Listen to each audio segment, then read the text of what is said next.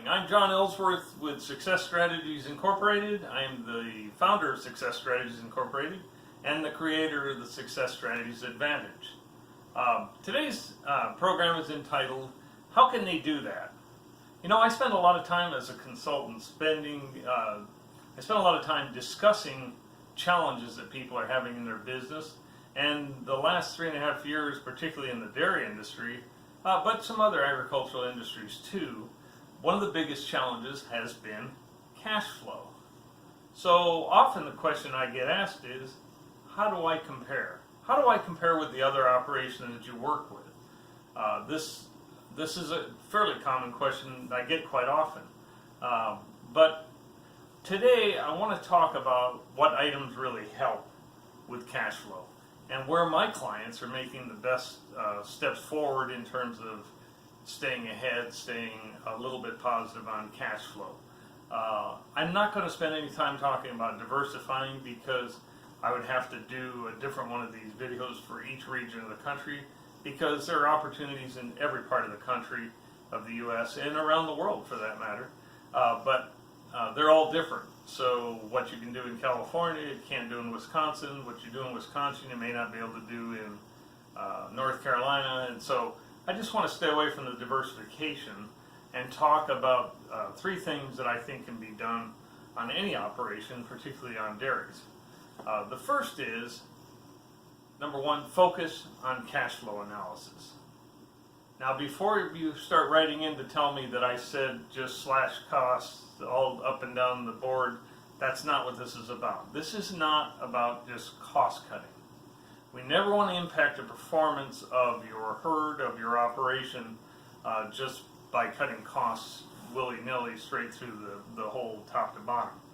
What happens is when we do that, and some people tried that in 2009 in the dairy industry when we had really low milk prices, with feed being such a high percentage of your overall cost, they went ahead and slashed feed consumption for cattle. And all I can tell you is, ouch. The outcomes were negative, and they were kind of long-lasting, because essentially until those cows calved again and freshened into the herd for the next lactation, it was really kind of a low performance situation. So you don't ever want to impact your performance. But I think it's important that what my business coach Dan Sullivan says, if you measure something, and I'm talking about measuring cash flow, if you measure something, you can understand it. If you understand it, you can control it. And if you can control something, you can improve it. So remember, we measure to understand, we understand to control it, and once we have better control, we can make improvements. So I think that's an important mantra that we need to follow. And besides, what I typically talk to people about is, if I have, if supplies is an excellent example. Supplies costs on dairies, I see that it's quite high on a lot of dairies, and but not all dairies.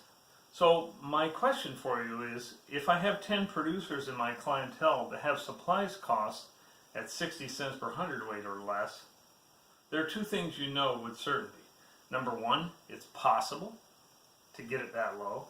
And number 2, you can do it also because you are just as talented as the other people that are getting that 60 cents or less per hundredweight. So these are the types of things, and keep this in mind in upcoming mastermind workshops that I want to hold with producers. This is something to think about. So you can watch for that later in 2018. So the first thing, focus on cash flow analysis. We have to know where we are. Number 2, on dairies, I think this is something every dairyman can take advantage of with the right tools set up. And that is selling extra 2-year-olds. Now I know some people will say, yeah, but John, the prices are really low right now. You know what? They were really high 3 years ago, and they've been in between the other years. So we need to play the long-term game, and my next presentation, you'll be hearing more about the long-term game. But I think it's important that whether prices are high or low, it still presents you with some extra cash flow. I have a client who's selling about 20, I have several clients actually that are doing this, that are selling on the average 20 fresh 2-year-olds every month. They have a double off-sync program in place.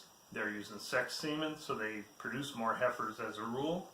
But if selling 20 fresh 2-year-olds per month, they're pulling in between $26,000 and $45,000 per month of extra cash flow. And did you notice that they were fresh animals they were selling? They were fresh 2-year-olds. So these clients are also keeping the calves.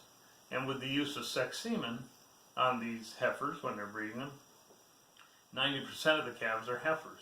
So their heifer numbers really never go down. You gotta say, as I said earlier, you've got to play the long game.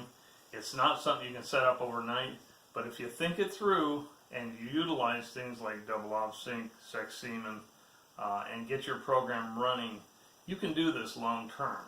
And no, you cannot, and I cannot predict what's going to happen 9 months from now when your first calves are born from the sex semen breedings. I have no idea. All I know is that for the history of the whole dairy industry, it's been a winning proposition. Sometimes high prices, sometimes low. On the average, though, a very profitable type of situation to work with, and a secondary source of cash flow. So that's point number 2, selling extra 2-year-olds, fresh 2-year-olds. Number 3, how about on the problem breeders? After 3 services, if a cow or a heifer is still open, maybe she needs to be culled, but you make that call. But if you're going to continue to breed her, why not breed her to a beef bull? Higher conception typically, they're probably the lower end of your herd, and use sex semen, as we talked about, on the top part of your herd, the best genetics, which should be your heifers anyway, your youngest animals coming into the herd, and capitalize on a $200 per head calf premium for these dairy/beef crosses. And you can use Angus, you can use a number of different ones, and I'm not an expert in that area, so I probably shouldn't even comment on it. But talk to your breeders. The other thing, you not only get the $200 advantage of the bull calf, you get rid of the poorest breeders in your herd because they're going to cull themselves out, and there is some genetic correlation on that, I'm sure. So the third thing, breeding your low end or your after 3 services to beef bulls and capitalizing on that $200 calf premium for those beef crosses. These are just 3 ideas to improve your cash flow of your operation. Please be watching for upcoming announcements about this mastermind sessions that I've been talking about later this year in 2018. Again, I'm John Ellsworth, founder of Success Strategies Incorporated and creator of the Success Strategies Advantage. I wanted to share these 3 ideas with you on focusing on cash flow analysis, selling extra 2-year-olds, and breeding to beef bulls on the lower end of your herd, just in an effort to improve your cash flow, and I wish you the best of success. Thank you for tuning in.